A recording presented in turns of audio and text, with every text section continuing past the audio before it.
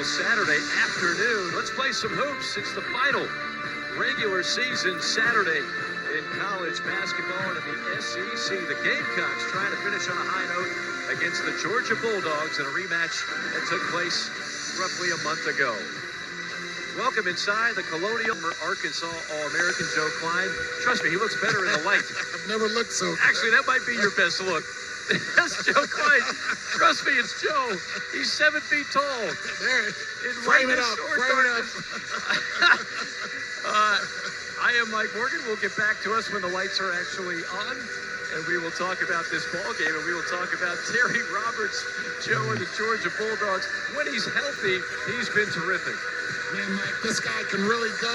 I mean, he's a downhill guy to the right, downhill guy to the left, can spot up. He's a playmaker, can get in the lane and make plays for himself. As you can see, very creative, very good with the ball, dishing it, driving, big for the Bulldogs today. Meanwhile, Meechie Johnson, G.G. Jackson gets all the attention. He is the hotshot freshman for this Gamecock squad, but very often they go as Meechie goes. Guy's got range, and he can get hot from deep, and he can get it going from deep, and then when he combines that with driving the ball, he's a very good facilitator. He can finish at the rim. When he gets those two things going, South Carolina's at its best. They're going to put the lights on eventually. People don't need to see us in the light. That would make it interesting, right? Maybe the shooting numbers would improve. Who knows? We'll see. 122nd meeting all time between these two teams. I mentioned they met back on January the 28th. Georgia won that one in overtime. That ended a 12-game win streak for the Gamecocks in the series. Both these teams already know their fates in the SEC tournament. They're going to be playing on the opening day. Gamecocks will be playing Ole Miss. Bulldogs will be playing LSU. But each of these teams and programs trying to build a foundation under their respective first-year coaches. The lone senior for the Gamecocks, Hayden Brown, pulls the trigger on the first shot. We are underway here from Columbia. You can already see a little bit of the discrepancy in pace. Georgia really wants to push it. They're ranked third in the SEC conference in tempo. South Carolina, a little more deliberate, wants to play more of a half-court style. Roberts up top to Oquendo. Out of the corner, Ingram on a three. Misfires, and there's Gray on the rebound for Carolina. G.G. Johnson, the former Ohio State Buckeye, hands it off to his partner, G.G. Jackson. Those two have played a lot of two-man game this year, and so often this team is going to be victorious. They need to play well. So does Hayden Brown. Hayden Brown's been playing well all season long. Opportunistic is what I call him. He hits opportunistic threes. He gets opportunistic putbacks. Just a great senior leader. Great hustle by Josh Gray on the defensive end, forcing the turnover. Jackson and Johnson, a little two-man game up top. Johnson probing, now cuts the dribble off. And out to the wing. It's Jacoby Wright, who's played some quality minutes this year for this Gamecock team. They look forward to having him in the future. Brown, the senior, fires up an oxygen ball. Lighting. That was the lighting. It was the lighting. Again, if they kept the lights blinking, that shot maybe goes in. And again, you can see Hayden Brown. He's an opportunistic player. You look at his stats, some of his percentages are not great, but he always seems to be at the right place at the right time with some clutch plays for South Carolina. And he will pick up the steal and the pass to Johnson, leading the pack. Johnson, pump fake, shot up, kiss off the glass and in. I said South Carolina wants to be deliberate, but they would love to be able to push and get easy baskets and take some of this pressure off their offense. Georgia Bulldogs mentioned Terry Roberts. Terry Roberts was having a terrific campaign. He was leading the team in almost everything, then had a concussion, missed a couple games, hasn't been quite the same since. Bridges got tangled up in a double team around the horn to Oquendo, short on a three. He was really, the first half of the season, I'd say he was raising some eyebrows. Yeah, absolutely. And it just, the injury happened, and he's really, he hadn't fallen off completely. But compared to what he was doing, it's substantial. Absolutely. Jacoby Wright, meanwhile, kind of the opposite. His second half has been one of the best in a Gamecock uniform. He's had terrific performances and wins against Ole Miss, LSU. He's been one of the more consistent scorers for this Carolina team. He plays at a really great pace. I mean, he just takes the open shots, moves well without the ball, just tremendous play. Made a great defensive play there on Oquendo to force the turnover. 7-0 Carolina lead here to start things off in Columbia. Jackson goes to work up top. Jackson determined to take the shot, missed it, and out of bounds. It will be Georgia basketball. You can see Meechie on the penetration. The more he does that, the more looks that Jacoby Wright and these other Gamecock players are going to get. But again, like I said in the opening, it doesn't take rocket science. When he's driving downhill, they're a better team offensively. And G.G. Jackson, to your point, 11 for 11 at the free throw line in the last ball game. They'd like to see much more of that in what is left of the season for this Gamecock squad. Of course, that'll depend on how successful they are, as well as Georgia in the SEC tournament, which begins in a couple of days, and the Music City. Georgia's got to get something going on offense here. That's a tough shot, and a friendly bounce for Jalen Ingram. Ingram's in his 7th year out of Madison, Georgia. Sounds like the number of years I could have used. Right? Inside, and lay-in is missed. Follow is missed. Bozeman Verdock wanted the foul on the second attempt, didn't get it. Yeah, you got to make that first one before you can beg for that second one. 3 rattles in for the Bulldogs. That's McBride. In their first meeting, McBride bailed them out, made 5 of the 6 threes that they had in the game, and was the catalyst for their victory. Now it's Georgia on a 5-0 run and looking for more here on this possession. Little shake and bake. Probing, firing, and the foul will go against Brown. Justin Hill will be at the line when we return. You can see that when South Carolina's penetrating, they get great looks for their shooters. And then this guy lit them up the first time. See if it's going to happen again.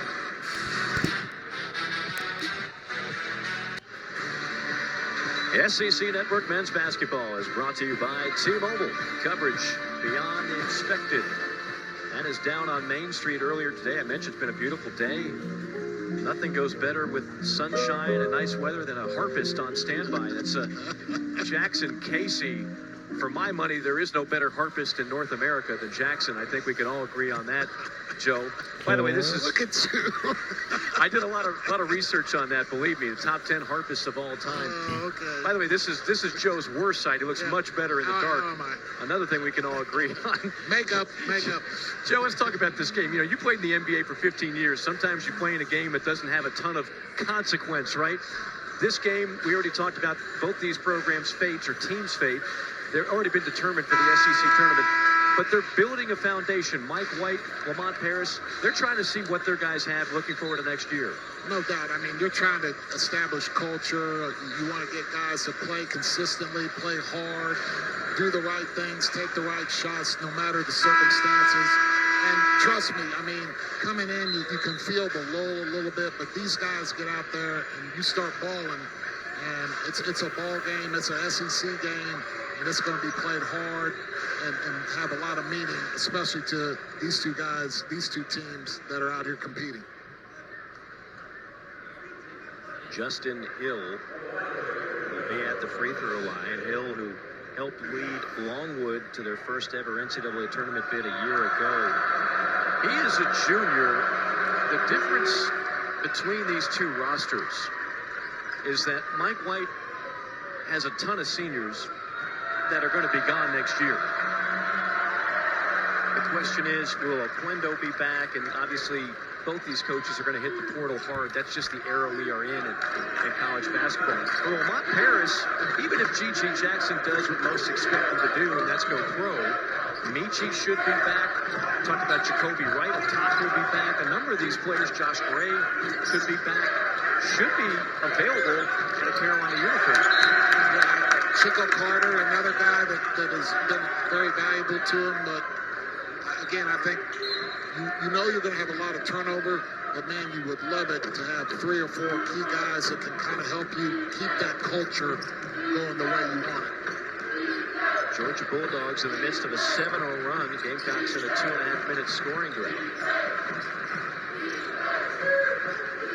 McBride up top, guarded by G.G. Jackson. Now Brown on the hedge. Hill, skip pass. Off the wing with 6 on the shot clock. Roberts angles it down low. 2 on the shot clock. Kick out pass. Gotta have a hoist a 3, and it's knocked down at the buzzer by Terry Roberts. And that's what he gives you. I mean, he can bail you out with his creativity and his ability to get his own.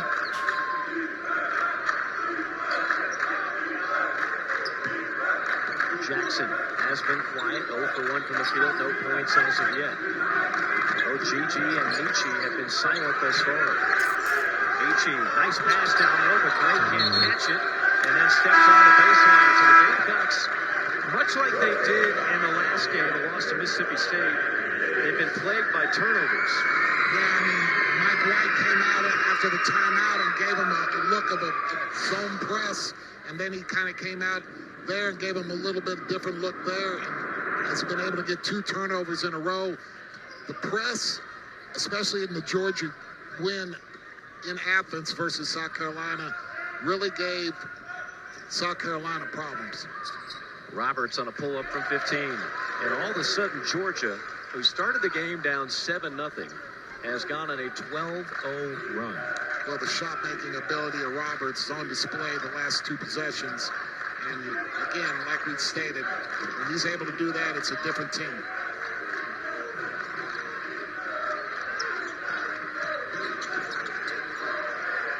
Right.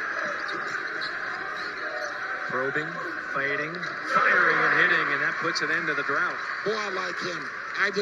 He knocks down the open 3. He drives in there under control, doesn't throw up a crazy right-hand shot, pivots for a little turnaround jump shot. The evolution of his game has been as good as anybody on this Gamecock roster, first half to second half. Just doesn't panic. Right. There's no panic in his Everything under control. Jackson on a steal. Roberts threw it right to him. Jackson feeling it. Jackson has a 3 spin out. G.G. Jackson in conference play, 29% from behind the arc.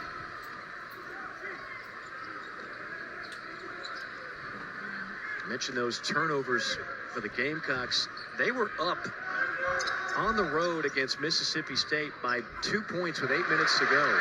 There's a steal by Davis. Finds Michi. Back to Davis.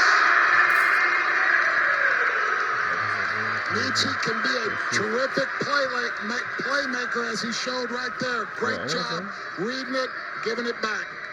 That's a look at the future right there. So Michi, Johnson, we talked about Jacoby, right? Those 2 could be the headliners of next year's team. Really being aggressive on any kind of ball screen. South Carolina is showing a hard edge or a trap. McBride launching. No serve. And the rebound torn away by Josh Gray. Break zone, and then Johnson just dribbled it off his foot and then grabs Hill. And that'll be a foul on Michi as we step aside. Great active hands, as you can see by Michi. Gives it up to Davis. You give it, you get it back, slamming it home. Okay, in studio, we know when we get to Nashville, Bama's the 1, A&M is the 2. The 2 going head-to-head in College Station. Boots Radford 2 of his 10. Aggies were up 10 at the break. The lead now, I could update, 10, 36, 26. A&M trying to slam the door on Alabama's 5-game win streak, guys. Thank you very much, Crimson Tide. Trying to have some added momentum. Really, everybody trying to get added momentum going into the SEC tournament in Nashville. Couldn't think of a better venue for that event. Got the verdict on this, not surprisingly, and Michi ought to know better is better, and that's going to be a flagrant foul. You can't just grab it from behind. In the NBA, they call that a take foul. You get 1 shot and the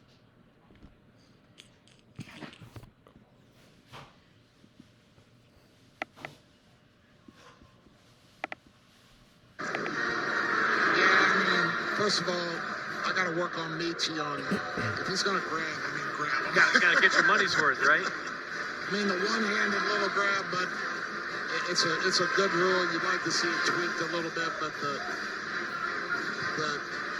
gist behind it is very, very good in that you don't impede guys that have got a clear path. So Hill will go to the free throw line where he shoots 77% on the year.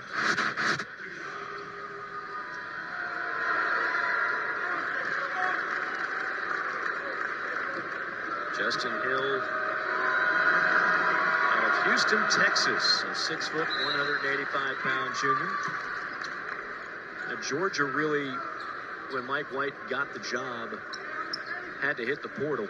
And there was a mass defection after Tom Crean was relieved of his duties. Not so much at Carolina, but certainly both these coaches will be heavy in the portal after this season.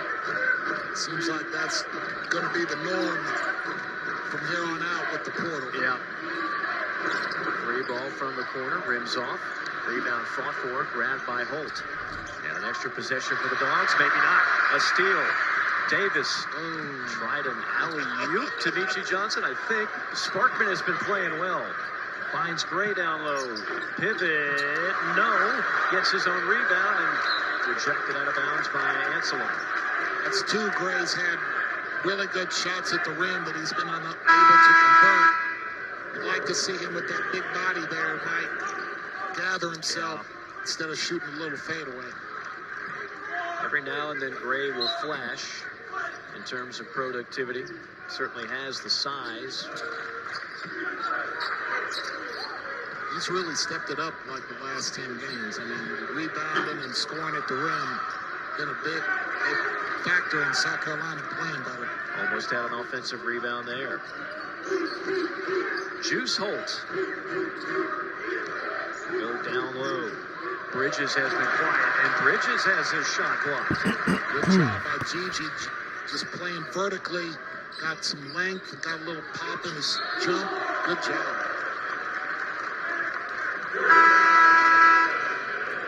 Aiden Brown back to check back in for the Gamecocks. The lone senior. It was a lonely senior day celebration before the game today. It was Hayden and his family and athletic director Ray Tanner and Lamont Paris. That's about it. No other players. It's a lot quicker than we've sat through. Yeah, we've sat through a few of them where it's a long list.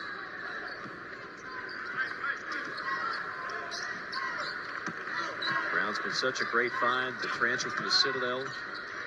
First team All-Southern Conference selection 2 years in a row. Shot clock burning away. Down to 5. Down to 3. Brown. Pass down low and a beautiful feed to Minot. Now they'll make sure that was good or not. Well, he just plays older, doesn't he? Yeah, he does. You look again, we were talking about, but he's just a guy that doesn't show panic out there and gets the team organized offensively, gets them organized defensively. He's like an extension of Lamont Paris on the floor. Just they play so much calmer, in my opinion, when he's out there on the floor. They're reviewing this whether or not it got off the time. I thought initially it did. Well, it's close. Now they'll say no basket. And this is why I'm not a referee. See, it's on his fingertips just there. That's a great call. Great call on review. We've had 2 early reviews in this game. Occurred for 3-point lead for Georgia. If you're Minot, you only play about 3 minutes a game. He hasn't had many opportunities, and maybe this is a game where Lamont Paris can see, okay, what does the big guy have? Because he's going to have some tough decisions to make on who's going to be on the roster next year and who's not. Absolutely. I mean, give him an opportunity, see what he can do. Well, he got a flat-footed block there. He's protecting the rim that time.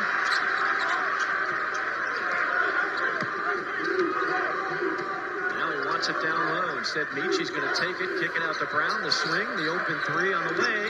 Back iron. Rebound Sparkman.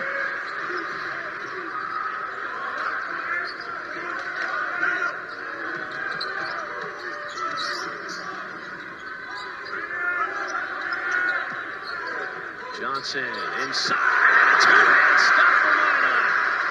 Well, he showed you what you could do right there, I can tell you that. And now again, great job by Michi being a playmaker.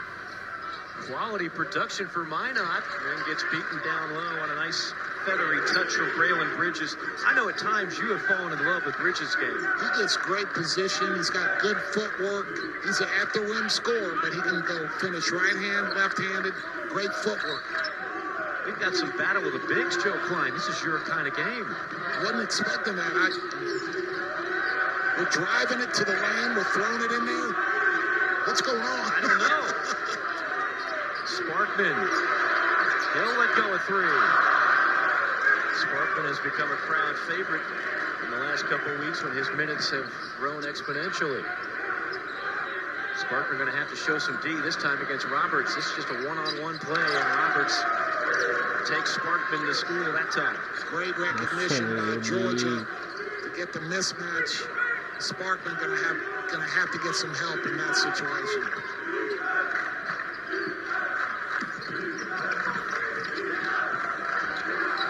Michi fouled on the three. Roberts hit him on the wrist on a three-point shot. And again, I love Michi when he plays this way. Great catch and finish, having the hands up by Minot, ready to catch and finish.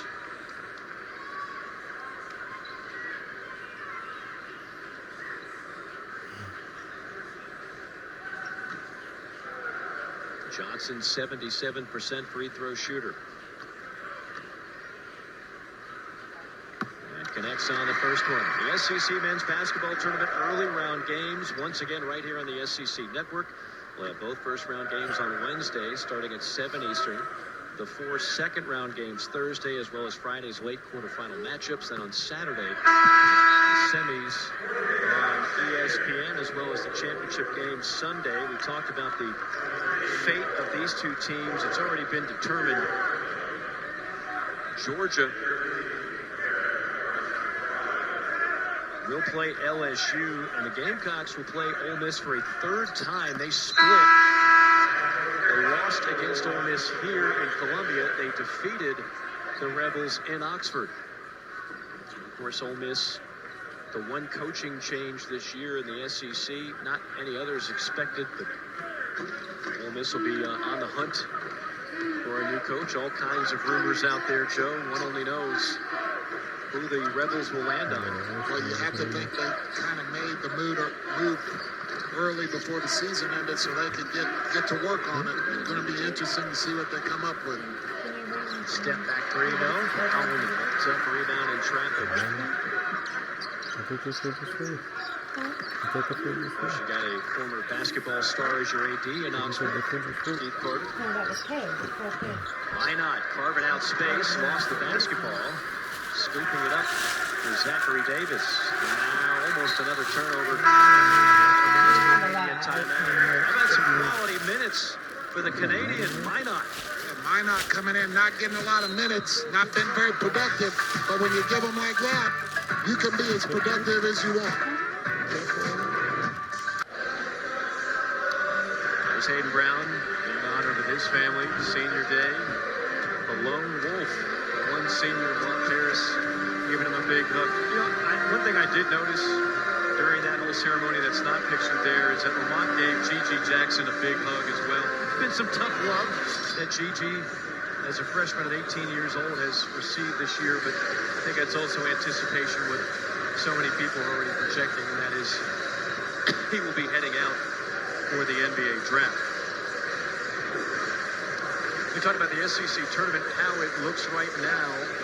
Again, South Carolina as a 13 and Georgia as an 11. Those two things are already locked in.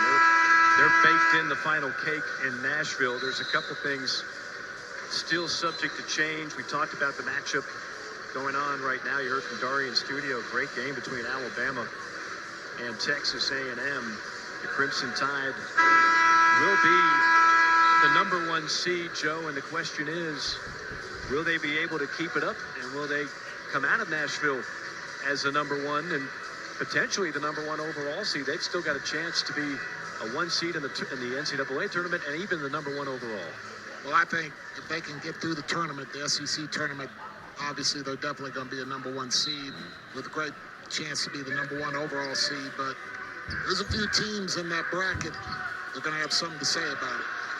I think Texas A&M could be a brutal draw for a lot of teams. I don't think anybody wants to play them. And I would have said the same thing about Vanderbilt with a healthy Liam Robbins. That's devastating news. That big guy was playing so well. They were my sleeper. Yeah. I mean, I thought if you wanted to see a surprise team, a surprise pick to get to the final and potentially win the SEC tournament, I thought it was them because they score the ball much easier, probably as only team other than Alabama. I mean, they can really score. And with Robbins, they were inside, outside, offensive rebound. You give them some rim protection. Going to be a tough chore now. Arkansas wild card perhaps in Nashville. Yeah, they've got to find themselves, Mike. They just can't. They score 85 points at Alabama, but they give up 58 in the second half. Then they go to Tennessee and they can't score anything. They've just been very inconsistent with finding a rhythm, finding what they can, bank on game in and game out. Jackson on a pull-up. Missed it short. Here come the Dogs off and running. Full throttle, Oquendo. Kick out pass. Sets up an open 3. Knocked down. That is McBride on a beautiful feed from Oquendo. Like the no call there on the charge. Don't think there was enough contact there. Great job of being under control and finding your shooter. So here's Georgia up by 6 now. 21-15 our score. Bad pass, turnover, steal by Holt. Going to challenge Gigi. Gigi lets him have it. Mike, this guy had 5 steals in their first meeting. I mean, he was all over the place when they played in Athens. Had a career high in points, and obviously 5 steals was a career high as well. Yeah, he's their lunch pail guy, no doubt about it. Help lead St. Francis to back-to-back state championships. There's Jackson. Gigi Jackson with his first field goal of the game. That was a tough one. I mean, that was a tough shot.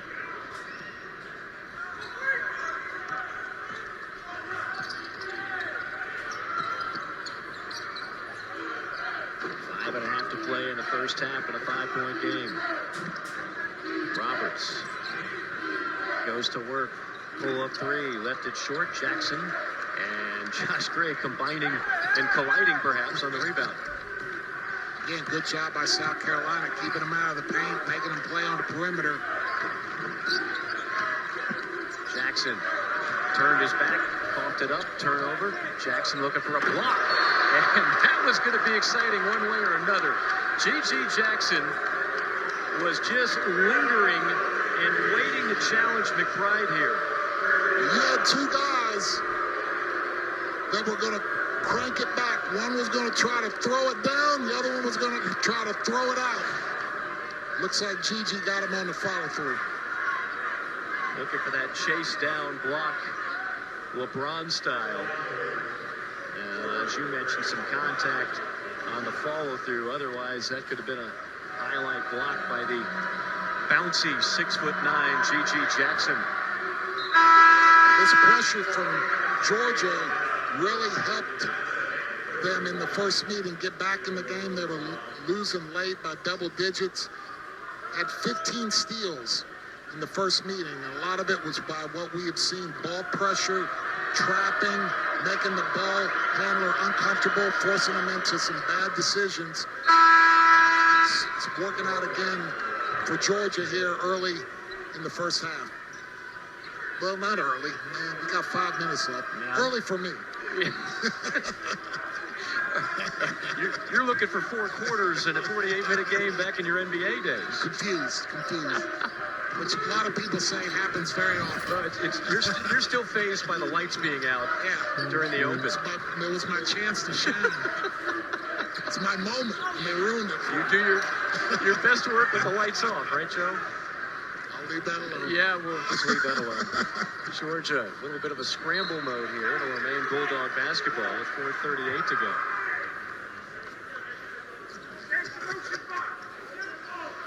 Yeah. Two teams played a thriller in Athens. That game went into overtime before Georgia Bulldogs would go on to win it. Oquendo on a pull-up. He's kind of been quiet in this game. Oquendo, 0 points, 0 rebounds. Very un-Oquendo-like. Gets it here. He's a downhill guy. This is what he wants to do. Took it right at Gigi. Gigi stood his ground. And then Oquendo hit the deck hard and landed on his head. The referee will stop play to make sure Oquendo is okay. This is what Oquendo wants to do. He wants physicality, wants to get them big shoulders on you, draw the action, maybe get the and one. Man. It's a heck of a block by Gigi, by the way. That was a great job by Gigi again, staying vertical and moving his feet.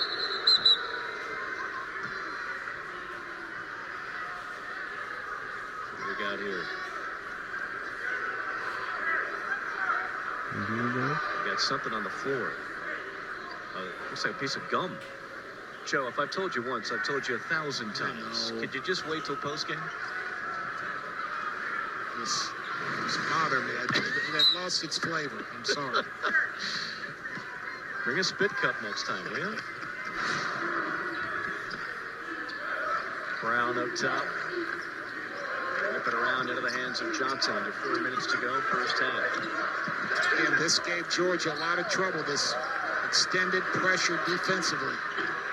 Right, missed it. Brown there for the rebound. Hayden Brown. Gave South Carolina trouble in the first game, but again, you're going to see a lot more of that pressure by the Bulldogs the rest of the way.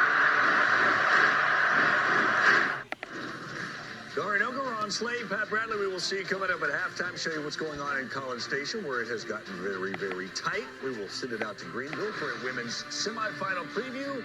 First half, so good for Georgia. Yes, it is. Terry Roberts got his feet back on the ground, solid ground, and don't forget about Dreads. Don't forget about Dreads. Gentlemen, give me 2 teams that play next Thursday that can make a run to the championship Sunday.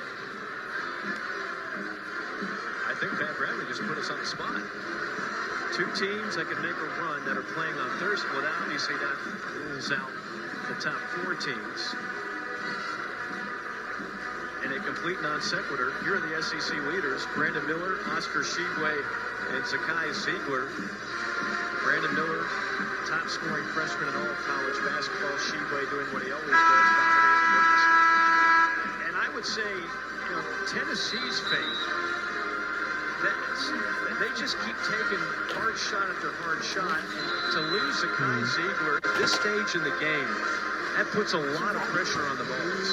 Boy, you're not lying, because, again, you know the defense is going to be there. You know the execution running. They're going to get good shots out of their sets.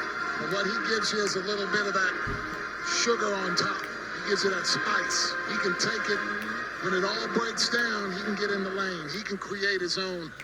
Don't know that they have anybody else on that team that can give him that. Yeah, I mean, it puts more pressure on Josiah Jordan-James, who's thankfully healthy for Tennessee. And you can ask more out of Vescovi, but I don't think you have a guy that truly replaces what Ziegler does. And you're talking about a Tennessee team which is elite defensively. There's no disputing that. But at times, Joe, they have scuffled on offense.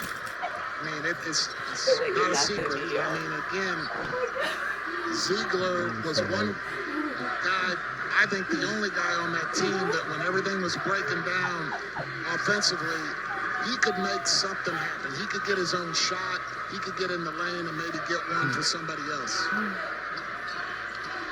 We're going to get to that Pat Bradley hard-nosed question here in a moment, because he's got me thinking that. Because like I said, I'll still take Vanderbilt.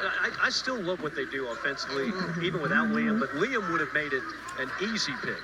Well, I think Liam gives you the shot blocking, so it helps cover up some defense issues, and then he gives you the offensive rebounding. He can get you 2 or 3 putbacks off a bad possession.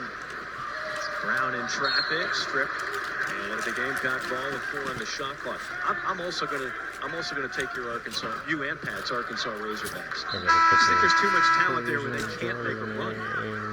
I think they The can. evolution of Nick Smith is, Yeah. I mean, it's so hard to bring a guy in that late in the season and work him in, but the talent's there. If they can tighten up some things, they got a great shot.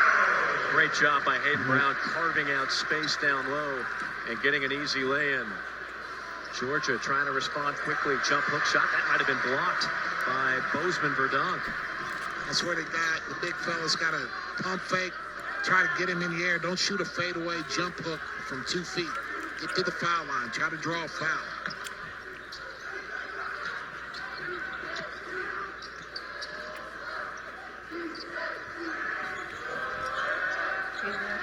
Like 2 or 3 each, okay? Hand check foul with 8 on the shot clock. Just a good job. Again, that's the cardinal sin in baseline out of bounds defense. You have got to protect the paint. The ball cannot go. You talk about something that will drive a coach nuts, is giving up a layup on a baseline out of bounds play. Hayden Brown's just one of those guys that kind of defies. I mean, he's 6'5", but he plays like he's 6'10". Play 7 good. Jackson looking to force offensive rebound though, and Josh Gray earns a trip to the free throw line. And this is where he's got to learn. Okay? There's no shot there. Okay? So live to fight another day. Give it up. Look for a backdoor guy. Again, that's going to be part of his evolution. If you look at what he does now, the turnovers are way too many. And as all young players, this is not a slam on Gigi at all. I mean, So you have to put it back in. he doesn't know how to play and make other guys better at this level. Right. Now, that's something that if he came back next year, I think that would be the thing, more than scoring, more than anything, that would just jump up at the pace. The game would slow down for him. He would read things better. He would make much better decisions. He would become much more of a point-forward kind of player. It'd be scary to think how good he could be with an extra year. And back when you played, a guy with those numbers in the season that he's had, he would be told, son, you're going to be great, but you need to come back another year to college. But these guys aren't told that anymore. No, because everything's based on potential. Right, I mean, upside. And the NBA has changed how they draft. They're not drafting a lot of them for right now. Right. They're drafting, this guy's going to be really good in 3 years, and everybody in 3 years is going to be going, where did he come from? Where did you get him? Well, we drafted him 3 years ago. Right. And put him in our G League, and developed him. I make the analogy, it's like a high school pitcher that throws 99 but has no control. He's still a first-round draft pick, and they work on him in the minors for 3 years. Offensive foul on Gray. Nice job defensively that time by Bridges. And again, this is where you got to have a feel. Again, you got a 2-foot shot, take it. Don't try to get a 1-foot shot. But getting back to players in the league, I like the G League and what they've done and kind of made it a farm system because I think it hurts college from the standpoint you lose a lot of good players, but so many guys have really blossomed because they've been able to develop. They've been able to be in a system, and then when you get called up, you're running the same system with the same verbiage, with the same everything. Gigi can't finish on the dunk, and then on the other end, quickly on the attack, it's Oquendo. But every time I see him go to the basket, Gigi will post up. I like it. Yeah. I like it. Well, the number that jumps off the page, I know for you, in conference play averages 4 free throws a game. It can be better. Too talented. Too talented to just have that many. I mean, he's a guy you can post up. He can drive by bigger guys. He can stretch it a little bit. 4 game is not near enough. Michi on the last bucket for Carolina. It's a 4-point game, under a minute to play. Inside Bridges. In the trees, rejected that time by Gray. South Carolina's had some good rim protection today. That is 6 blocks on the game for Carolina.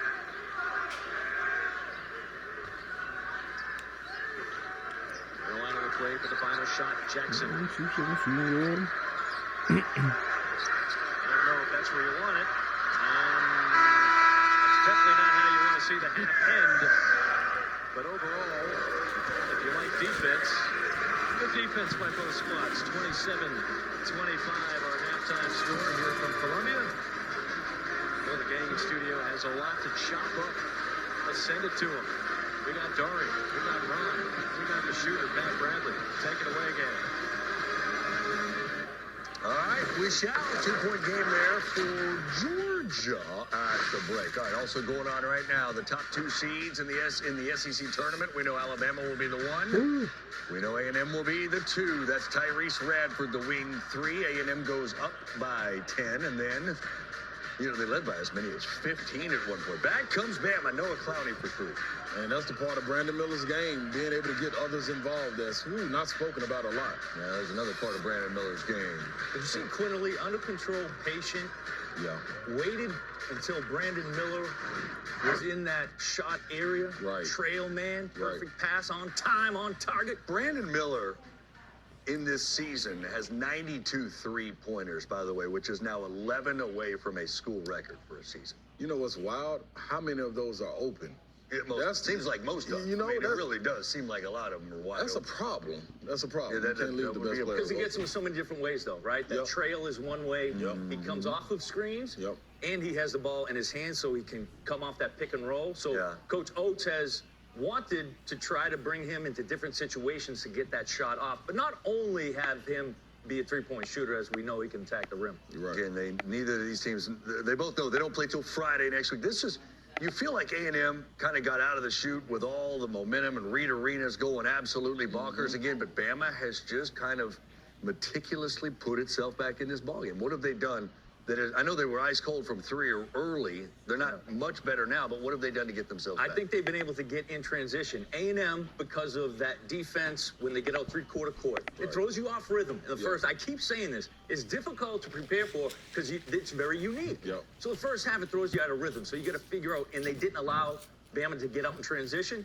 Thought Bama did a better job in that in the second half. That's why you see Miller's able to get open. Guys getting in transition. Just in this previous play, Clowney gets it off the board and attacks the open floor. That comes from Bama being able to get stops. They wasn't getting stops. You get stops, get rebounds, then you run in transition. We've been talking about it for weeks. What Alabama does really well, they fill spots. It's not a designated guy. My 2-guard runs on the right wing. My 4-man comes in the trailer. That 4 guy could be Brandon Miller, who's the 2 actually filling that spot. So you kind of get jumbled up on coming back in scramble situations. You got a good job of A&M matching up to be able to stop them guys. Real quick, 2 teams that we know play Wednesday. Georgia, South Carolina. Trying to finish the regular season at least with a positive note here.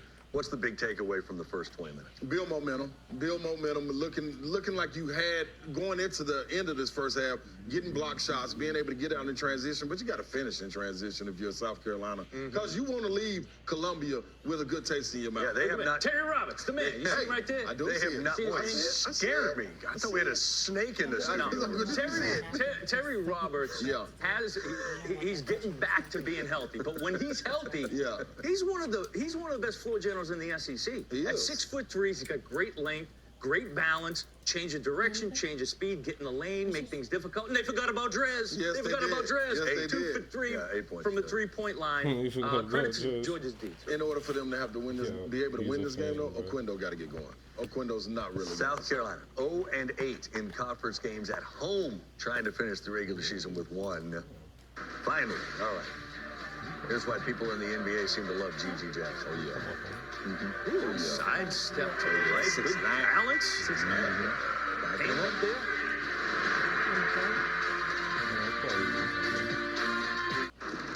Welcome back, KD Johnson and Auburn get ready to get going against Tennessee on ESPN. Their emotional leader, KD Johnson, you see right there, he was somebody who did not want to let them lose. He's going to attack the basket and make big shots for you. Joe Lunardi says if they lose, they're in the last 4 in going into Nashville. Somebody's got to play the point for Tennessee now. This is the guy that can do it. Did it a lot his freshman year, but also a guy that stabilizes the offense and defensive end of the ball and the team's morale and overall as well too. Without Zakai. Yeah, there he is. Zakai Ziegler tore his ACL on Tuesday. Done, obviously, for the season. So is it JoJo James? Is it Tyreek Key? Is it Santiago Vescovi? We'll figure it out as we watch them and Auburn going at it on ESPN. Meanwhile, march to Houston. ESPN bracketologist Joe Lenardi's got 8 SEC teams in the field. Alabama's the number 1 overall. Tennessee the 3, but could play its way to a 2. And as I said, Auburn with a loss against Tennessee would be in the last 4 in. Senior day at Auburn. What do you remember about it? I remember Damian Fishback's number 2 Auburn Tigers coming to Bud Walton. We beat them by 20. Man, I might have had 23 points that night. And I cried in layup line. Hey, mine's similar. You know, we had Mississippi State coming. Derek Zimmerman, Tim Bauer, Mario Olsen, all those. Get up out of my house. We don't lose on senior day, buddy. Forget about that. How many did you score? Hello, nice little 18 or 20. It's Yeah. average. I averaged 21. I got the average. Getting closer to the second half.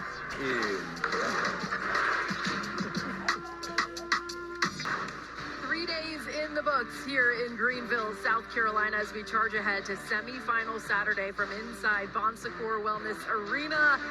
We've got some chalk going into Saturday, but it just means you've got the 4 best teams in the conference ready to battle it out with an SEC tournament championship on the line. As we welcome you into our set, Steffi Sorensen, Dreas Carter, Alyssa Lang here with you. Let's give you a little preview of these semifinal matchups, starting with the number 1 seed in this tournament, South Carolina taking on Ole Miss in a rematch of the regular season. Yeah, that game was awesome. It went to overtime. Ole Miss had a great game plan of really slowing down South Carolina, their strength. There was only 2 players that scored in double figures, Zia Cook, Leah Boston.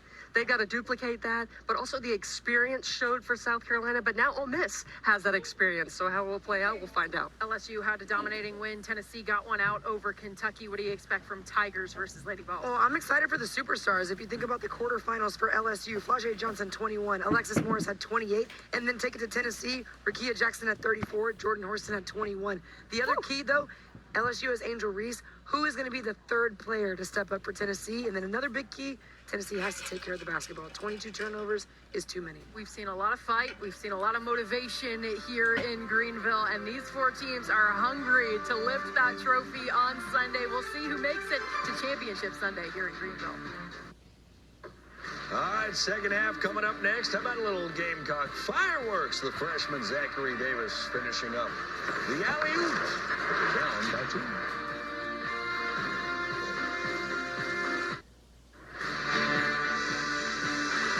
Beautiful downtown Columbia on an exquisite Saturday afternoon in the capital city. 27-25, our halftime score. We don't know the name of that young artist like we did the harp player, but I'm sure she's outstanding. And so are you, Joe Klein. Thank you. Joe Klein, the former Arkansas All-American, 15 years of pro, played with Jordan, played with Kobe, played with one guy named Larry Bird, Shaquille O'Neal.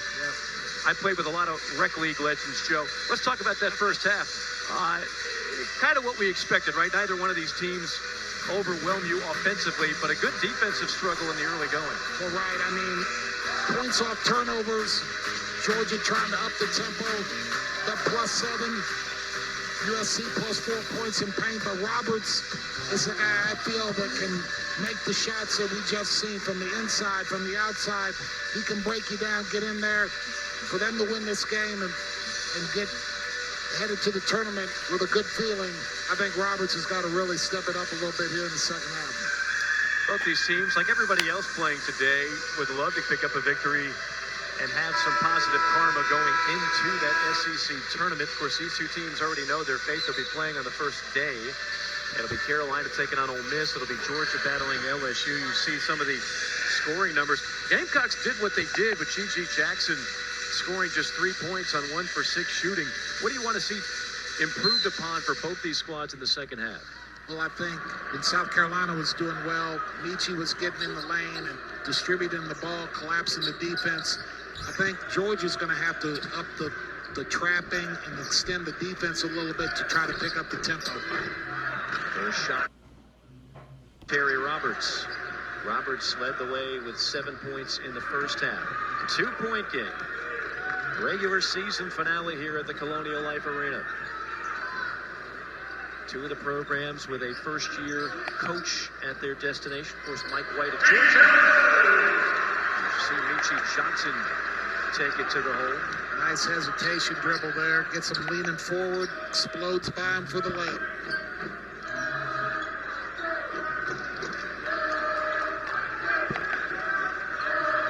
Roberts.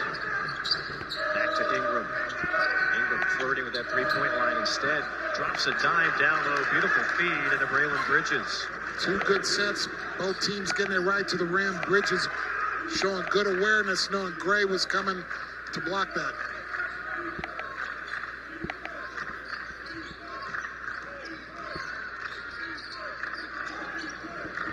Jacoby Wright.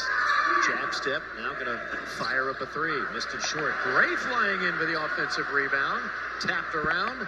And somehow Brown finds Michi on a three and missed it short. Incredible hustle that we've come to expect from Hayden Brown.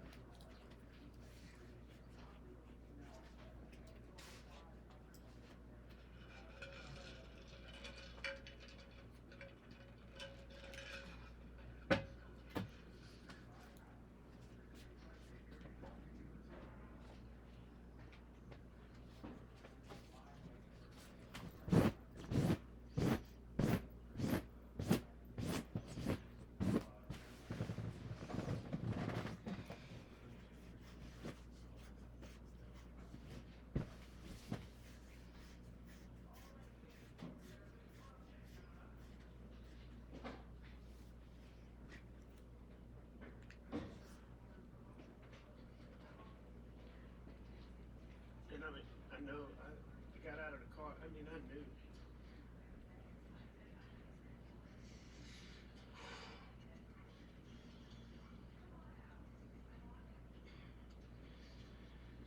Got out of the car, but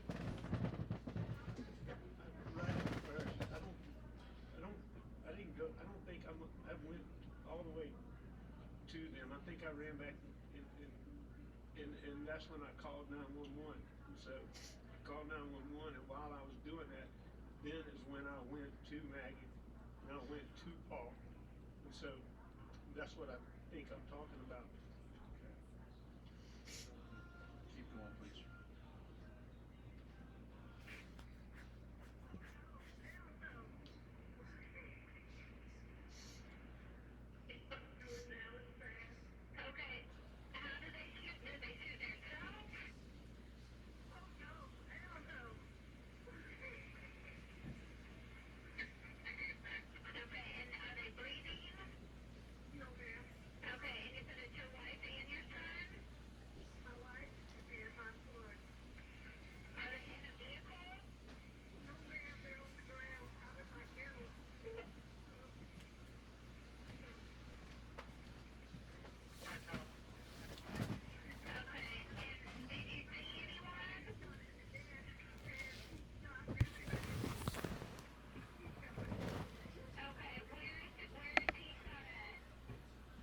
Carolina into the lead-in matchup. There's a jumper by Gigi his second basket of the game.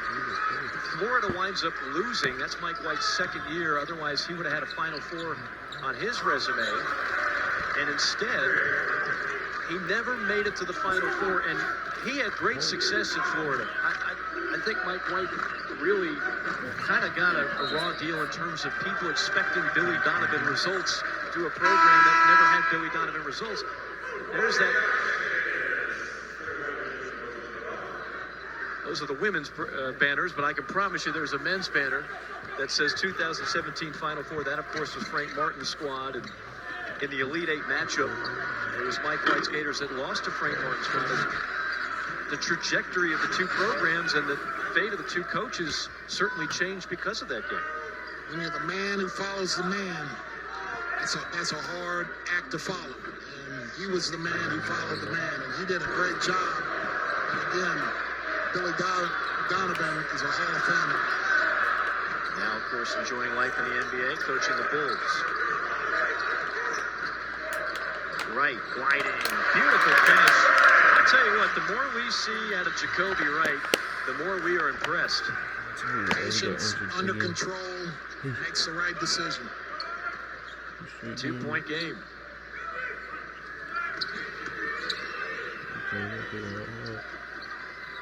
Oquendo on a rise and fire. And tapped out of bounds to the Gamecocks. 15:57 to go.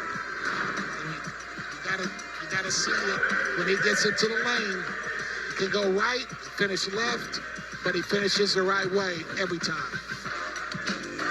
English was number one on that list for a long time. Now number two. Great NBA career, as you well know, Joe Klein, and B.J. Mackey now coaching over 2,100 points most all time. Some great players have come through, some legends, Joe Klein. Speaking of legends, oh, look what I've got. That's Joe Klein, both with the Sacramento Kings and the Boston Celtics. You know, I was perusing the local pawn shops here in Columbia, as I like to do, Joe. They were offering me $10,000, $15,000. You know what I said? Not a chance. You can't put a price tag on the admiration that I have for Joe Klein and those cards. Can't do it. You're awesome. To have it meet. You think I carry these with me I don't make a road trip without Joe Klein trading cards. Can't hurt any other That was LaFonso Ellis trying to dunk on me. Yeah, that's our man LaFonso. Because the game Thank goodness he missed it. He saw that big right paw of yours. He said, no. He missed it. I caused him to block it. If he would have finished that, that would have been a LaFonso Ellis card instead of a Joe Klein card. I have a collector that keeps texting me, Mike, I'll give you Greg Ostertag rookie for the Joe Klein cards. You know what I say? Not a chance. You keep your Greg Ostertag. You stand tall with that. Don't give in. 2-point game here in Columbia. Hey, it's the final game of the regular season. Might as well have a little fun, folks. Somebody's going to have fun with a win here today before heading out to the Music City. That is going to be an unreal SEC tournament. Jackson, that's the G.G. Jackson you've been calling for since the start of the year. Draw contact, get free throws. Basket before, turnaround jumper in the lane off a post-up. Gets it this time, drives, uses his length, his athleticism to get to the free throw line. Those are the things, along with taking care of the ball, making better decisions. But again, the maturation of a young player, seeing it, experience it, learning from your mistakes, learning from your bad games, those things are invaluable. Jackson hit every piece of the rim before that one dropped. Again, the SEC tournament we're just talking about beginning next Wednesday here on the SEC Network. We got you covered from the opening tip to the semis, which will be on ESPN, to the championship game, which will also be on ESPN. Alabama having a tough time of it, as we understand it, against Texas A&M right now. You knew that was going to be a tough one. I think the Aggies, and I've been saying this for a while, for me, that's the second best team in this league. Offensive foul. I agree. Great job drawing it by Bozeman Verdonk.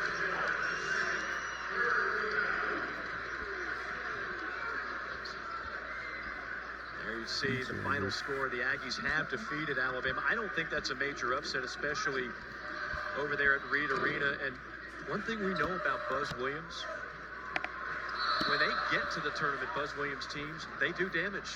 Oh, but and again, you see the score there, 67-61. Them and Mississippi State and Tennessee, I don't think, from getting the pace of the game the way they want it, is as good as those two teams.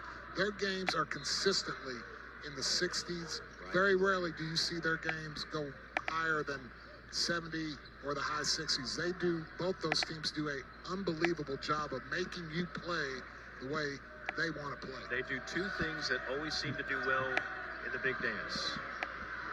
They play great defense, and they can play in the half court. They don't rely heavily on transition or three-point shots. Okay, everything to read for a second. Backcourt violation on Holt. Man, great hedge there. And really stepping out. I mean, this is what you call, in basketball terms, a strong hedge. He got out there, showed his hands, showed his chest to the ball handler, and you're not trying to steal it if you're the big. You're just trying to extend it up or extend it out. Great job. Feels like a Bo Ryan, Wisconsin type defense, doesn't it? No doubt. Brown, drive and kick, great ball movement. Jackson, back into the corner, Michi on a three. Jackson gets it back. Oh, nice pass by Gigi, down low, and the miss. Bozeman Verdonk comes away with it in heavy traffic. Johnson to the rack. How many times do you see it? Either a three off offensive rebound or a drive to the basket off offensive rebound. Got a little juice in the building, and that was silenced for the moment. Terry Roberts answers with a three. That's the guy that's got to be the dude for Georgia. They'll call it no, they put up a three now. Initially they had two, that's three. 36-35, Georgia back on top.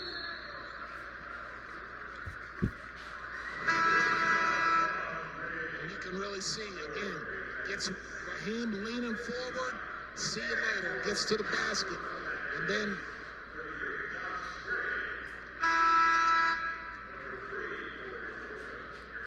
again, good job by Michi. Again, drive, I think, early in the year, and again, this is a maturation of Lamont not pulling him out early in the year when he was taking too many threes, consistently harping, talking, drive it, you can finish, you can be a playmaker, and you're starting to see that as the volume of threes for him has gone down, but getting to the rack and breaking down defenses has really helped the team overall score better.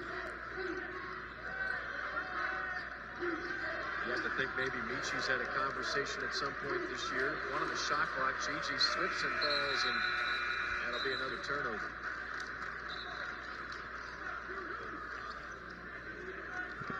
What I was going to say is that man, Lamont Paris, and Michi, I'm sure, have had a heart-to-heart at some point saying that, Michi, you can be the face of the franchise next year. Absolutely, and I mean, I think that he knows better than anybody. I mean, with his experience in the Final Fours and NCAA tournaments, how important it is for your point guard to be an extension of you and to be the guy that really understands the value of taking care of the ball and getting a good shot every time down the floor.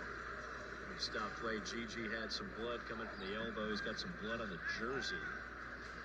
And now he might have some blood on the floor as we're getting the crew down there to make sure that everything is clean. Where is it? Oh, we got some blood coming there at a Juice Holt. Is that where the blood's? This is like a mystery now. It's like watching CSI Columbia. All right, I think we've got everything sterilized and ready to go. I feel better. Yeah, I do too. Peace of mind.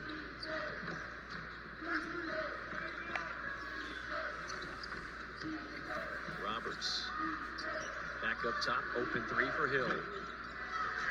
A little bit too strong. We'll give it back to the Gamecocks with 12:54 to play. And that's the kind of thing you got to get. And that's why it's so important for both these teams to get downhill, cause teams to help and get into a scramble situation, because they're not necessarily good three-point shooting teams, but if they get good looks, they're capable.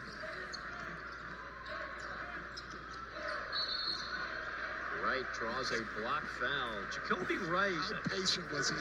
You know, I mean, he just got in there and it was just a little hesitation, a little just, okay, I'm going to survey it and see how it's going. And okay, always under control, right? Never forced. Right. And gets the lean by the big, gets him up in the air a little bit with the hesitation, jumps into him, gets the foul.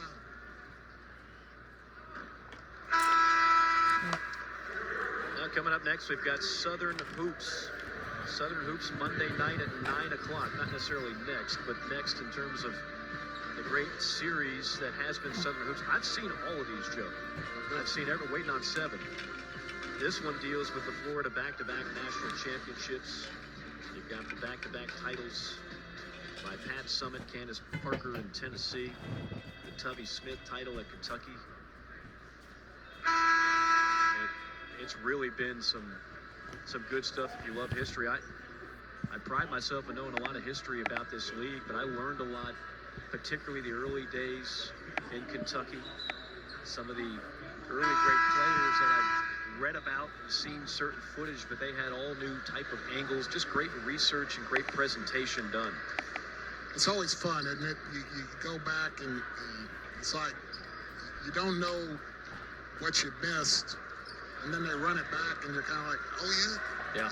You know, especially kind of when I was watching the one with Nolan Richardson and Pat Summitt, and you see these things that you remembered once you saw them again. Right. Well, I just came from Starkville a couple nights ago, and it's real easy to forget that Dante Jones and Mississippi State beat Kentucky in the SEC championship and went on to go to the Final Four. The whole thing behind Richard Williams being a 7th grade basketball coach. I did not know that. I didn't either. I learned that. And then 2 years later, he's, it was... I've known Richard Williams for about 15 years. I never knew that story. I had no idea about that. That was great story. They really did their homework, their research. It's been a lot of fun to watch that. 3 seconds, Josh Gray got a little too cozy in the paint. We've had 2-3 seconds in the lane. you can go a month without seeing that. I was going to say, and a backcourt. I mean... All we need now is a carry on our bingo card. They love this 1-3-1 with Davis on the point because of his length. It can be very disruptive, as it already has. All tied up. Points at a premium here in Columbia. 36-all.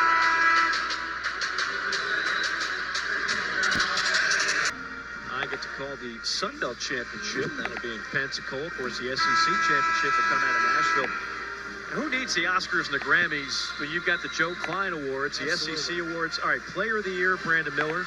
Yeah, I just think that's a no-brainer. I'm with you there. Coach of the Year, you could get an argument. I like the job Dennis Gates has done. I think there's a couple other strong candidates as well. I agree, too. Freshman of the Year, since you already gave it to Brandon, you give it to Casey Wallace. Absolutely. No argument there. KJ Williams from Murray State. Even though LSU's had a rough go of it, he's been outstanding. Yeah, I mean, he's been everything for LSU. I think Dennis Gates, if you look at where they came from, where that program came from, and now the excitement there at Como and at Mizzou, I just, I had to lean towards him because you and I both, when that place was rocking, I grew up not far from there and going to those games, and it was a happening, and then to see where it had fallen to and the disinterest, and now to have it back I just think it makes the SEC so much better. And they're going to go to the NCAA tournament with essentially one player that people outside this league has ever heard of, and that's Kobe Brown, who's been terrific. But, I mean, the rest of that roster is comprised of mainly mid-major transfers, several of which coming from Cleveland State, which of course is where Coach Gates came from. Well, they're going to find out who Hodge is. Yeah, terrific shooter. Because that guy defensively, with the way he can steal it and the shot making and the clutch things that he's done this year, if you're not aware of him, you soon will be. Wallace has been outstanding for Kentucky, but they've been an enigma this year. I just liked picking him because of, I think when he got the point guard position, I think he solidified him defensively, and I think he solidified him as a playmaker. Totally agree. Here's Johnson, little teardrop. Fought for, and it'll be Georgia basketball with 6:40 to go. We thought this one would be close. We thought this one might be a little low scoring, and that's exactly what we've got. We thought right. Yeah. One of the few times we've been right all year. 7 ties, 4 lead changes. This little zone, this 1-3-1 little AKA Kermit Davis half-court defense is causing Georgia a lot of problems. This will make Kermit proud. Yeah.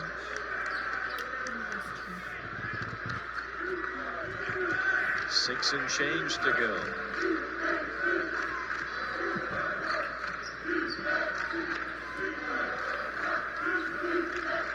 Gamecocks 3 conference wins, but they've all been on the road. This would be their first conference win at home if they can pick it up. Wow. That's a wow. That's a wow. 5 on the shot clock for Michi. Michi on a blow-by. Michi had it knocked away. And that would not have counted. Shot clock violation. Tough possession that time for Carolina. Great defense by Georgia. As you see so many times, it's so important to get into what you want to do offensively, whatever set you're trying to run quicker, so that you have time at the end of the clock. A lot of times when you sit up there for 10 seconds trying to figure out what you want to do, it kills you on the back end. The Gamecocks have a scoring drought in 3.5 minutes now. Hill to Roberts. Passed up the first 3, took the second. First shot was better. First shot was definitely better. Surprised he passed it up.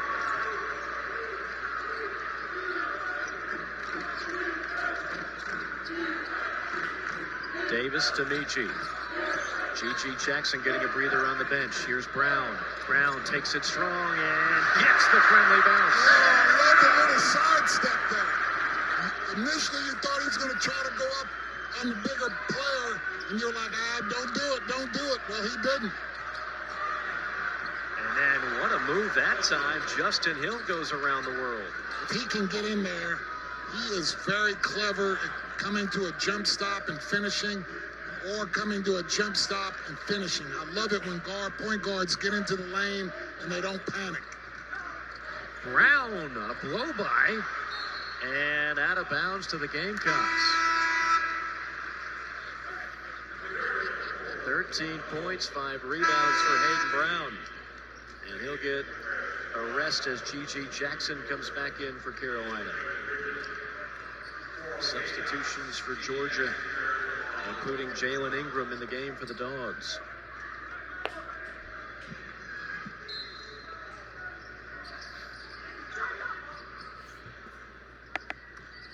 First 1 to 50 win.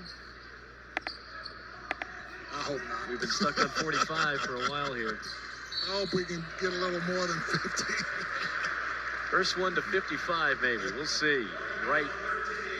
Doing Jacoby Wright things. Just under control, making the right plays, and earning another trip to the charity stripe. Well, I think what you're going to see here is that because of the lack of people knocking down shots from the perimeter, I think you're going to see a lot of driving. And it may come down to a free throw shooting contest, because I think both teams are going to really try to not settle because they haven't had much success today. Look for both teams to do what we just saw there, right, driving it, getting to the free throw line. I figured you liked them. Gamecocks now 10 of 17 from the free throw line. 1 point lead. Yeah.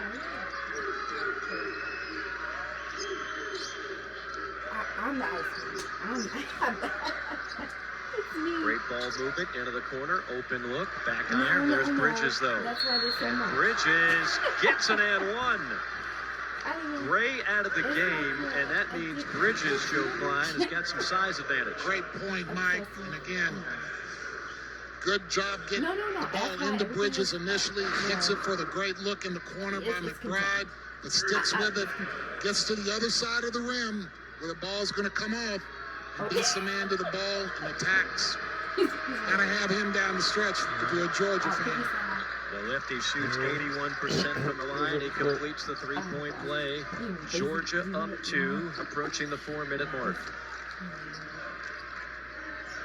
Dogs back in man-to-man. Jay Tyler. Or are they? GG. I thought you Fade were and asleep. fire. That is what the doctor ordered. They need GG Jackson these final 3+ minutes to make some plays. They're going to play man-to-man. I'd want to see that 5-6 more times. They can't guard that without helping. Air ball fired up that time by Ingram, and that'll bring us to our final media timeout with 3:31 to go. Well, we got the senior coming at you. A little cha-cha-cha to the side. Looked like he was going to try to go up strong. Think I'm here? Nope, I'm over there. It's Cats up 4, though, on the road. I hope Ron has given Pat Bradley a headband to just feel at home over there in the studio with Donnie Nelson. Good job, fellas. Appreciate it. Appreciate the updated bracket right now. You know, Pat threw out the question, name a couple of teams not playing in that first round game you think could make a run. I'll go with, again, Arkansas as a 9 seed and Vanderbilt as a 6. Here's my thing, Joe, about Arkansas. They have an intriguing game tonight right here on the SEC Network. That'll be the nightcap against Mississippi State. They now know Liam Robbins is out. That's devastating news. He's not coming back the rest of the year, as we are told at this point. Knowing that, how do they respond? Well, they responded in Lexington. They sure did. And I think they have, again, I think it changes them defensively. He was a rim protector. I think it hurts him a little bit offensive rebounding, but now they got to kind of play the mismatch game. You can throw Wright in there against the bigger guy, and Wright can get to the lane. He can handle it. He can do some things. They got shooters. Be interesting to see how Mignon plays without Robbins, a guy that doesn't shoot it that effectively. But again, I think they can spread the floor out with some shooting to where he can be effective. Love the play of Mignon here of late for the Commodores. He and Taylor of A&M playing as well as any point guards in this league. Wright hanging, spins it home. That's a big-time move by Jacoby Wright. Gotta love him, and you gotta love it if he's on your team. Makes the right play every time. Crowd gets loud after that basket.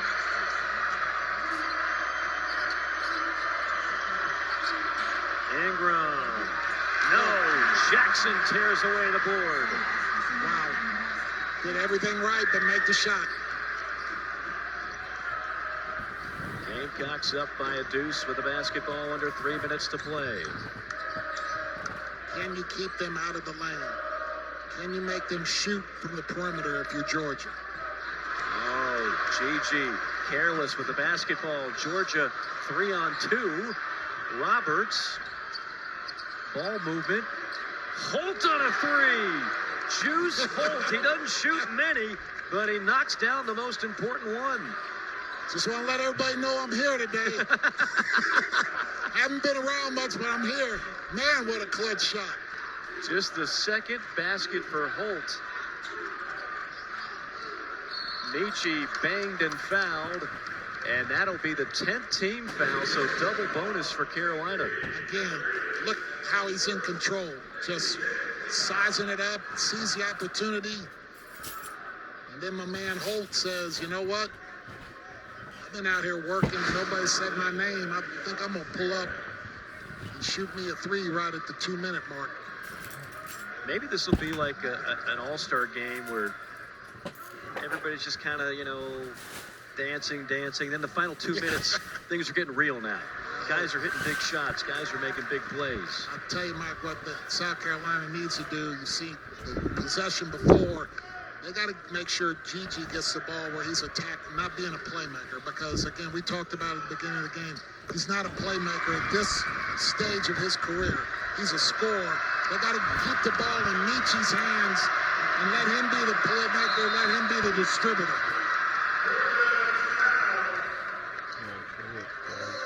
Bulldogs will burn a timeout here. That'll leave Mike White with one timeout. A minute 53 to go. 51-51 our score. Georgia led this game at the half 27-25. We have had 10 ties. We have had 7 lead changes in this game. Brown leading the way for Carolina, the lone senior for the Gamecocks with 13 points. And Terry Roberts playing one of his best games since that concussion, has 14 points and 5 rebounds. What are we looking for here?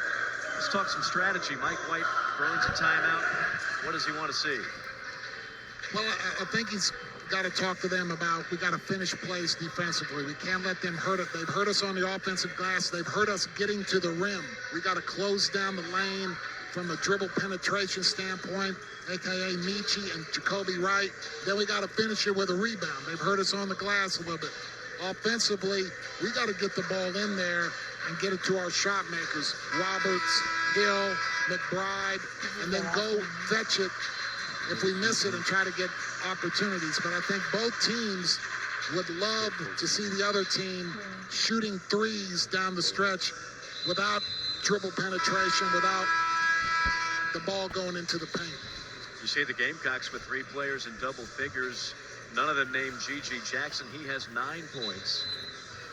Georgia offensively, Terry Roberts, much as he's been most of the year, has been their go-to guy.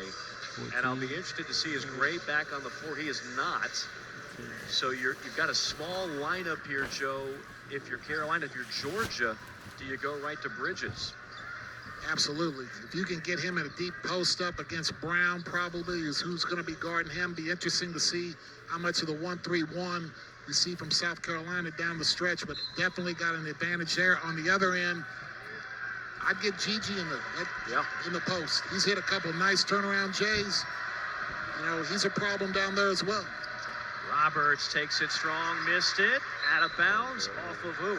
This would be reviewable. It's within the final 2 minutes, and the veteran Tony Green not wasting any time. He walks right over to the scorer's table and says, this is too important to not take another look.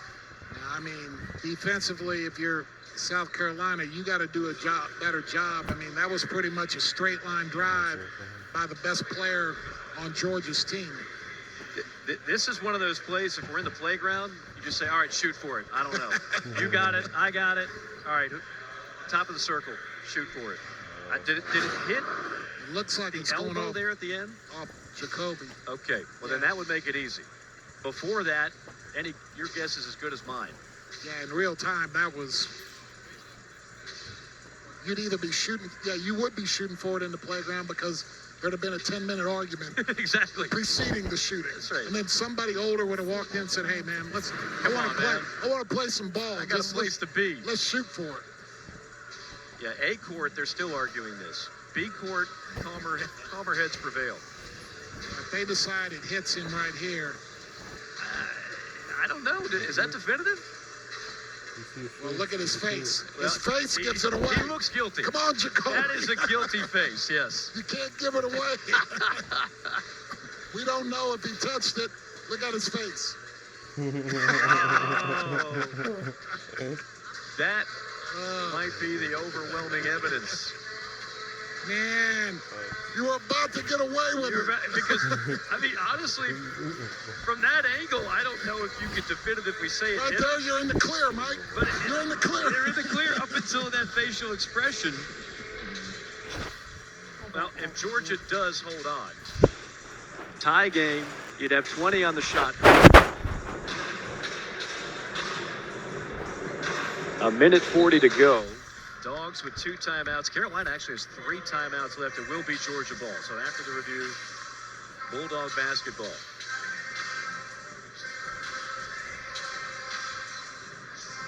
He needs Jacoby. Too nice of a guy. He needs to get with me and Pat Bradley and Ron Slay and We'll teach him how to.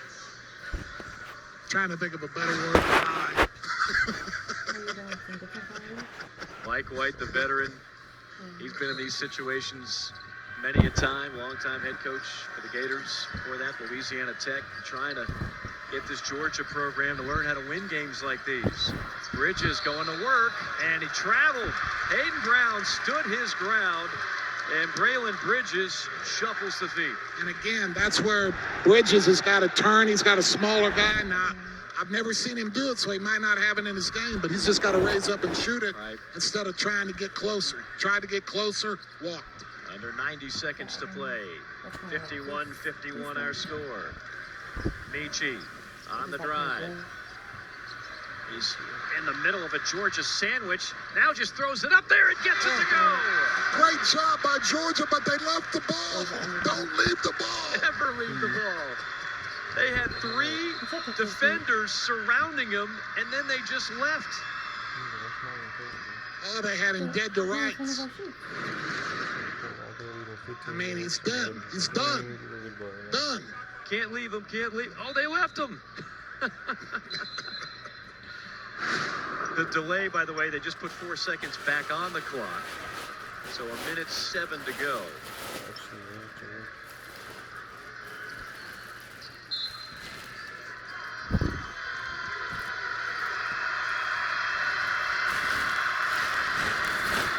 Roberts shadowed by Wright. Up top, Ingram. Ingram takes it strong. Left hand bank shot comes home. Nice job. Good composure. Good drive. Size it up. Nice little lefty off the glass. Under a minute to play. Johnson, bump foul, and that'll spell 2 free throws for Michi Johnson. One thing Carolina has not done well, free throws, 11 for 19, 57%. Well, if you don't think Michi Johnson, when he saw this switch right here, he smelled blood. He smelled blood for sure. I mean, he saw Ingram, and he was going to the hole. Good recognition, good attack by Johnson. Pretty smooth on that one. Johnson now 4 for 6 from the stripe tonight.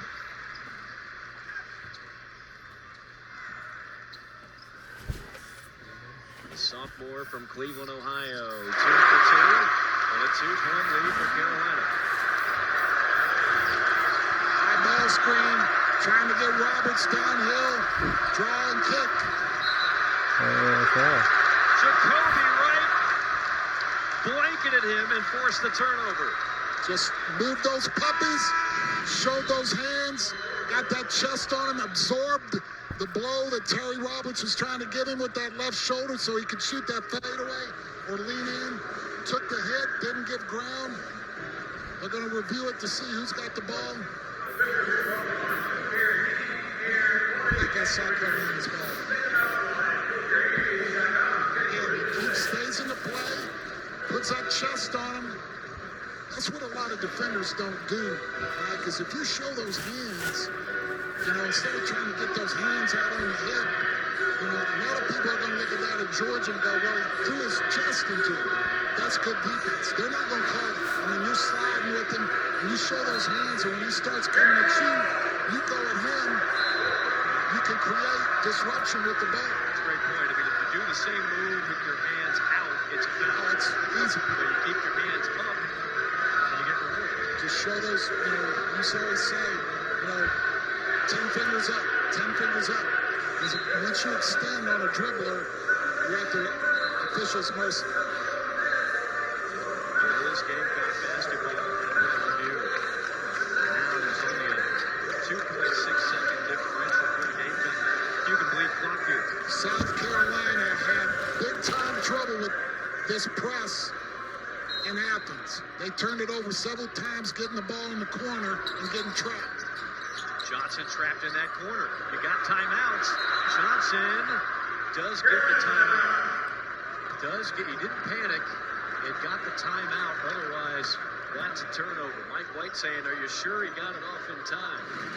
Again, every coach in America is sitting there going, You can't go to the corner, and then when you catch it, you got to square up, and you got to try to pivot, and you got to try to That's crazy. but you keep going towards the baseline. The piranhas are coming, man. They are coming.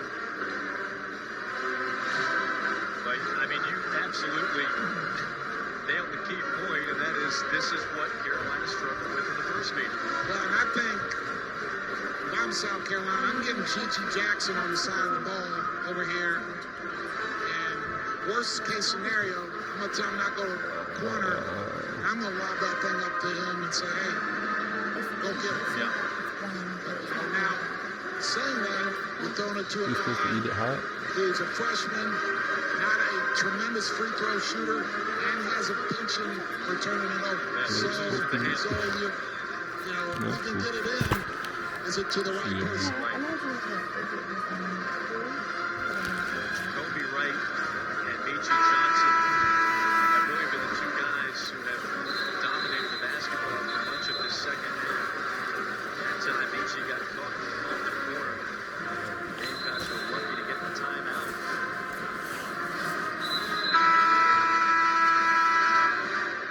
Again, we are the first of 4 today on the SEC Network. Ole Miss and Missouri to follow us, and LSU in Florida. And I can't believe Mississippi State, the Vanderbilt Commodores. Both these teams will be playing on Wednesday night. The Gamecocks will take on Ole Miss in the SEC tournament. Georgia will take on LSU.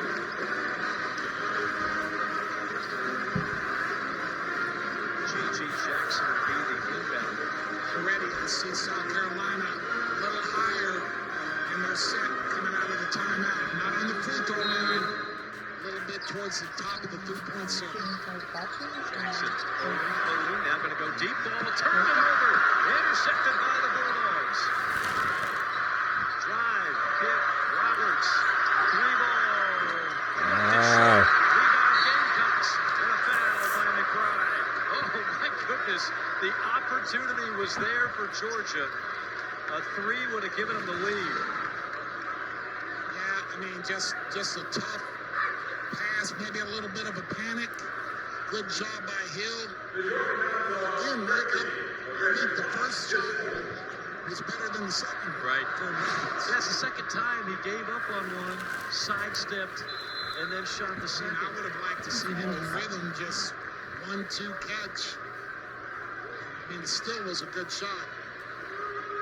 It's easier said than done when you see that, when you can see that guy flying at you. Zachary Davis is a freshman from Lawrenceburg, South Carolina. He doesn't shoot many free throws, but he has hit 80%. Regardless of what happens here, still going to be a one-possession game.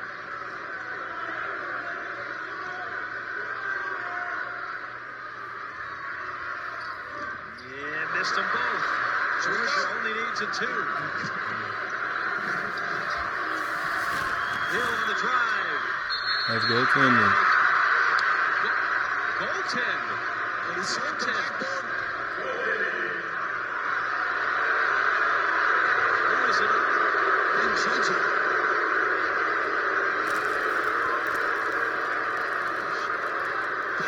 Davis slapped the backboard. No. Why?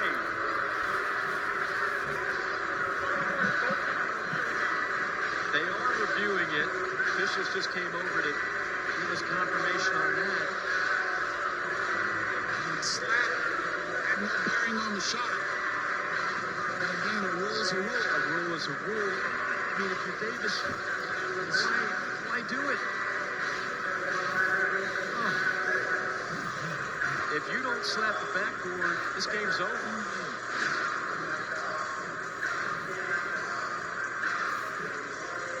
So the scoreboard here shows 55 all because with the goaltend, that would give Georgia 2 more points. I think it's going to stand, don't you? I mean, based on the letter of the law, yeah. I don't see how it gets turned the other way.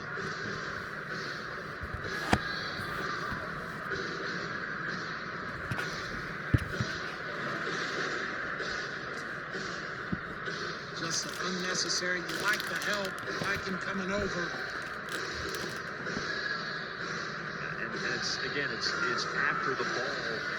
The ball was a foot above him. Yeah, the shot's not going in, but you slap the backboard after the ball hits the backboard, and that's where the call comes from. So if the call stands, it's 55 all. 9.7 left, Gamecock basketball. Confirmation here. No goaltend. Arrow ball was loose. The arrow is not coming to the ball.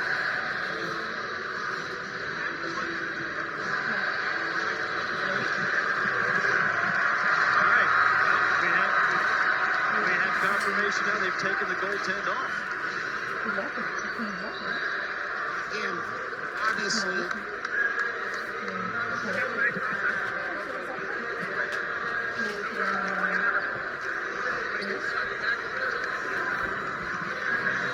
All right, so we're wrong. I mean, it's pretty clear that he didn't hit the ball. So I'm wondering why you called that in the first place. So take the goaltend off, 2-point lead in the basketball. But for you're the back, Gamecocks. excuse me, Mike, you're back to the same problem. Right. Can we inbound the ball? Well, you notice they changed it. Now it's Hayden Brown instead of Gigi. Now it's not a line. You have a tandem, trying to get the pick on Michi and then Jacoby rolling back to the ball. So if they switch, Jacoby's got to hold his ground with the guy on the back and come step into the ball. A lot of times in this situation, guys don't step to the ball. Hayden Brown, you can't roam. You got to stay stationary.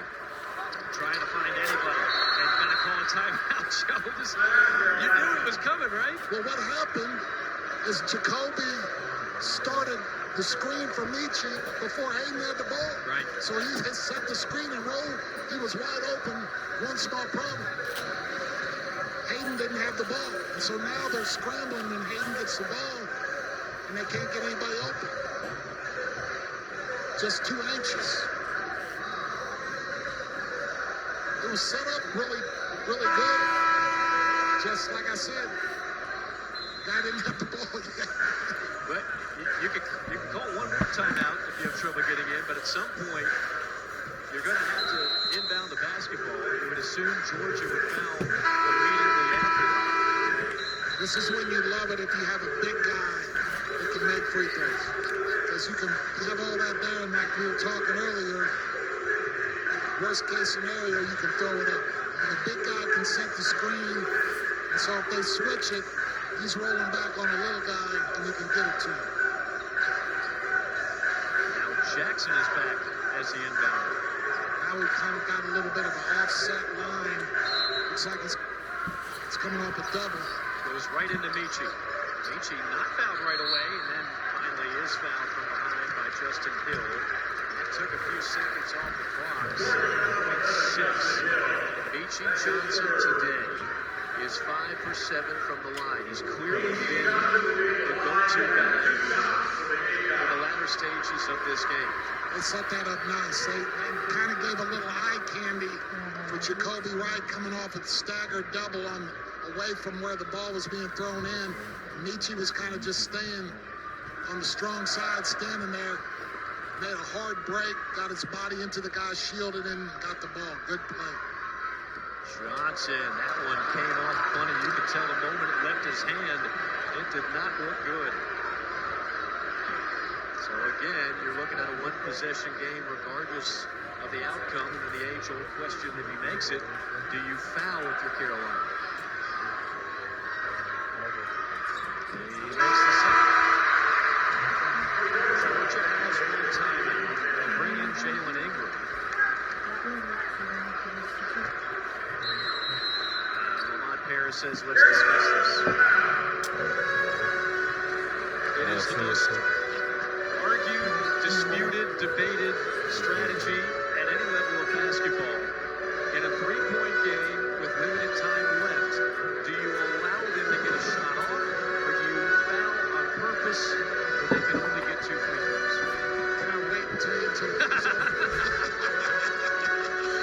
You can. We might cut your paycheck three, and the guy's got to advance the ball, I like fouling because you get time to size it up. Right. You can kind of size it up, maybe turn the ball handler a couple times, eat a little clock, and then foul. Okay.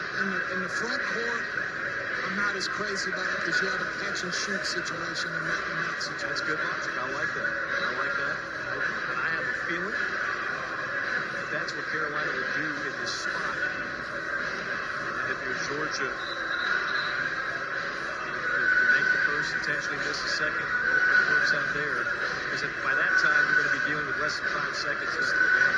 What you don't want to do if you're South Carolina is just let a guy get a free run and a free dribble up the floor. If you can, you want to try to turn him, make him change directions one time. If you can do it 2 times, let's go. Ball will come into Hill.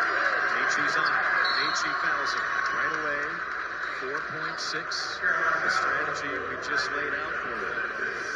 So now the fun begins. Now that's only the 8th team foul, by the way, so it's a 1-1. So you definitely want to make this first one. And then after that, I think one of the hardest things to do in basketball is to intentionally miss a free throw in hopes that you set up your guys to get the rebound. They're going to bring in some beef here, Joe. Bringing in some length. And I was looking at, you got a decision to make, South Carolina. Do you move Gigi off the line, which they did, and keep the stronger Brown in the low post? I think that's the right decision. Stronger backs. 1,000 career point for Justin Hill. He's more concerned right now about how to concoct a free throw that misses and gives an opportunity for his teammates to rebound it. So you gotta make sure you get in front of Hill. I think that was deliberate, so now you're just going to foul it with 4.6. Okay. I mean, they're having trouble inbounding the ball. Not a bad strategy. Yeah, that's true. And if you can foul immediately you can have still 4 seconds. Have enough. Yeah. And I think to your point, the fact that the Gamecocks have had so many problems inbounding in this situation makes that decision a lot easier.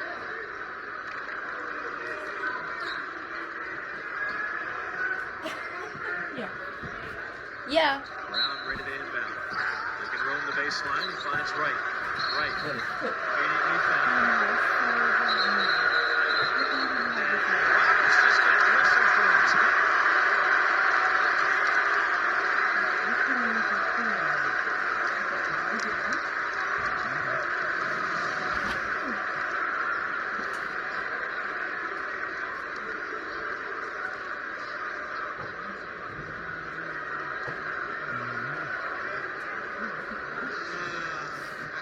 I can see it.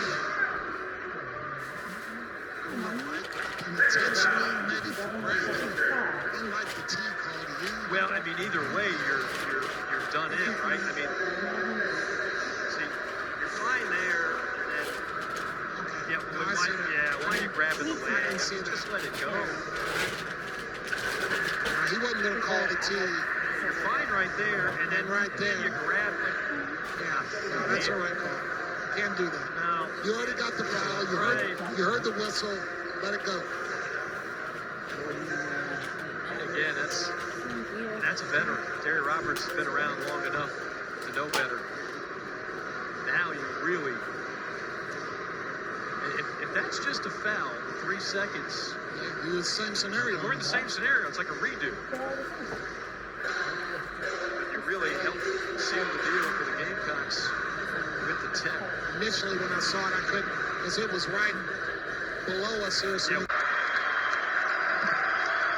Gamecocks will win.